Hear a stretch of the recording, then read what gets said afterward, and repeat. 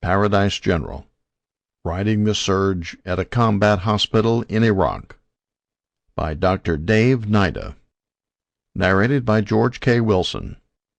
Copyright 2010 by David Hnida, M.D.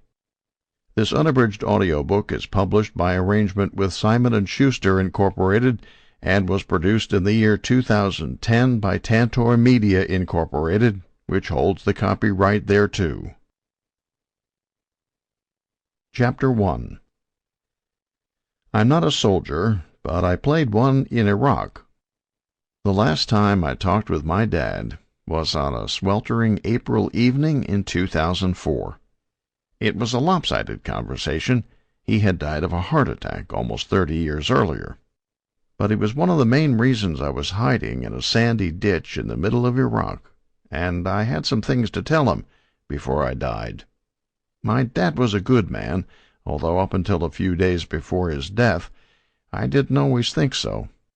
A hard-toiling factory worker, he drank a fifth of cheap whiskey every day, was a mean drunk, and always left me searching for the answer to why any man felt the need to retreat to the safety of the bottle.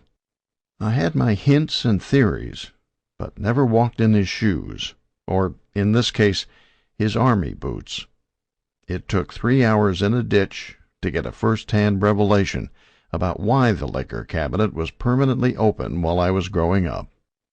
As a 23-year-old infantry lieutenant at Anzio in World War II, my dad sent a number of other young men into battle, and could never forgive himself for the ones who didn't return.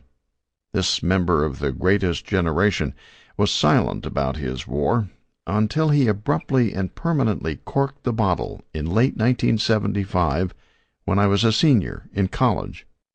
We were driving from Newark to Philadelphia down the Jersey Turnpike when he threw a couple of quarters into a toll booth, saying, "That's not much of a toll in this life, Dave." I wasn't sure what he meant, until a painful flood of war memories suddenly spilled from a place deep in his soul. He had never told anyone, including my mom, about any of his wartime experiences. I was a typical college kid who thought I could handle anything the world dared throw at me, but was humbled into silence as each mile marker brought a new and horrible description of the savagery of war. In a calm and measured voice, my dad told me about being hit with flying body parts as German artillery shredded the men next to him in a foxhole, driving a knife into the throat of a wide-eyed... Sample complete. Ready to continue?